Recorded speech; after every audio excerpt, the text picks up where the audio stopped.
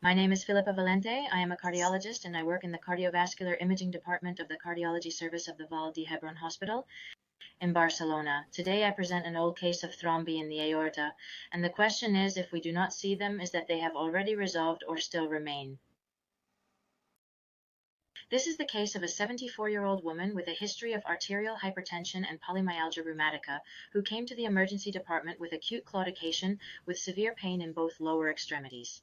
In addition, when questioned, she also referred to fatigue and temporary headache of approximately 2 months of evolution that she did not have previously. On admission, she was oriented, eupneic, with normal blood pressure, without abnormalities in auscultation, without peripheral edema, but with decreased pulses in both extremities. In the blood test, she presented anemia in normochromic and normocytic with elevated erythrocyte sedimentation rate and PCR. With the clinical presentation, first an echo was performed and then directly an angiography where bilateral femoral obliteration was documented, and a successful embolectomy was performed.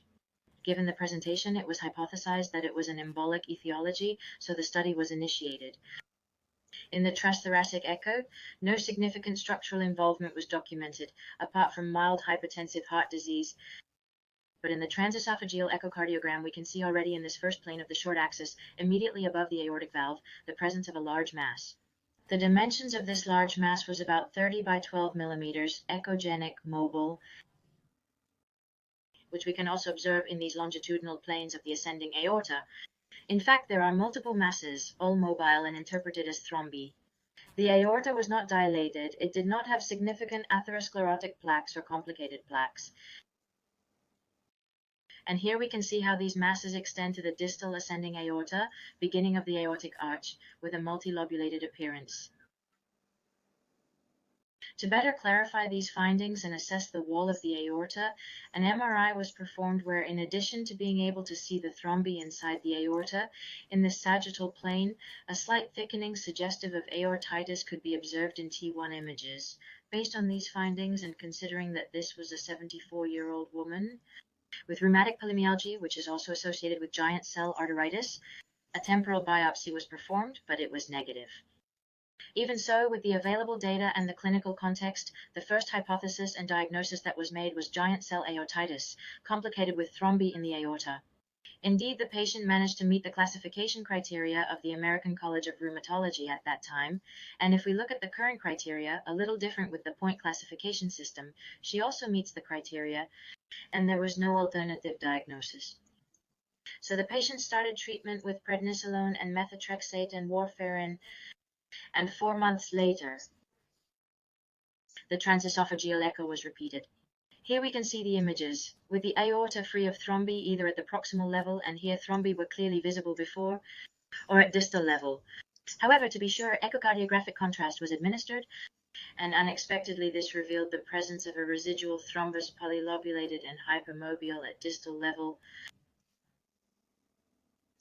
The patient therefore maintained anticoagulation with Syntrom for a further 6 months, and when the transesophageal echocardiogram with contrast was repeated, the presence of thrombi in ascending aorta was ruled out. At that time, the patient was completely asymptomatic and finally had normalized inflammatory parameters. She was followed up, had no further recurrence even after reduction and suspension of the anti-inflammatory therapy, and in fact she lived 10 more years and died of an unrelated cause of cardiovascular diseases.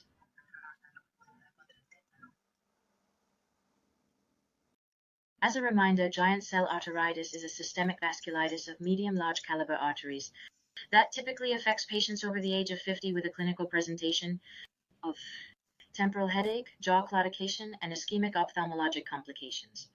In fact, the ophthalmologic complication is the most feared due to the high risk of vision loss associated if aggressive and early treatment with corticosteroids is not started. It can also affect the thoracic and abdominal aorta, although the incidence is not well established, and the occurrence of multiple thrombi in the ascending aorta is a rare complication. Transesophageal echocardiography is a very useful technique in the study of embolic source, being more frequently requested in patients with stroke, but also in patients with peripheral embolism. It allows us to see the ascending thoracic aorta, the arch, and the descending thoracic aorta, although we cannot forget the possible blind spot at the level of the distal ascending aorta.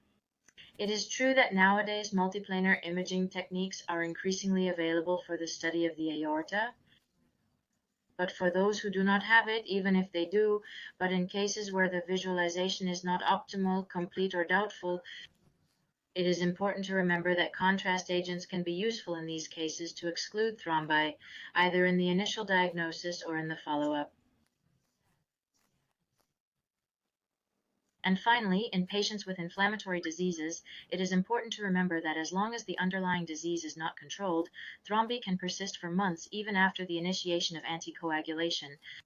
So we must wait and make sure that thrombi are resolved. Thank you for your attention.